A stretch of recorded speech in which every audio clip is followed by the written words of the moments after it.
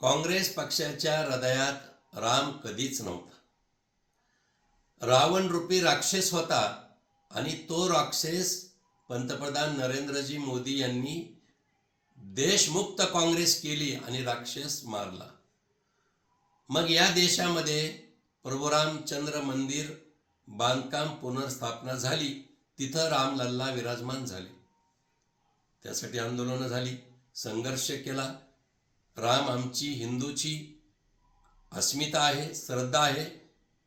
अनेक संघर्षानंतर प्रभू रामचंद्र मंदिरात विराजमान झाले. पण तिथे चोरीची घटना घडली, त्याचा तपासही चालू आहे. पण काँग्रेसवाल्यांनी आता जणू काही आम्ही राम भक्त आहोत. त्यांच्या एक लक्षात आलं की आता रामाचे पाय धरल्याशिवाय आपल्याला हिंदू मतं मिळत नाहीत आणि आपण आता पुन्हा सत्तेमध्ये पुनर्स्थापित होऊ शकत नाही. आज काळाराम मंदिरामध्ये सत्याग्रह आंदोलन केलं हर्षवर्धन सपकाळांनी. 0% प्रतिसाद मिळाला. कार्यकर्ते आले नाहीत आणि राम भक्त आले नाहीत. कारण राम भक्तांना चांगलं माहिती की त्या चोरी प्रकरणाचं सत्य काय. पण हर्षवर्धन सपकाळ किती बालिश आहेत.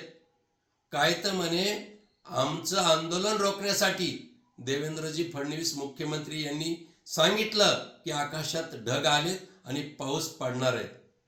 अरे जिथे तुमची रामावर कधी श्रद्धाच नव्हती, राम अयोध्येत जन्मलेच नाही, अशा प्रकारची भूमिका काँग्रेसवाल्यांनी देशाला स्वातंत्र्य मिळाल्यानंतर घेतलेली.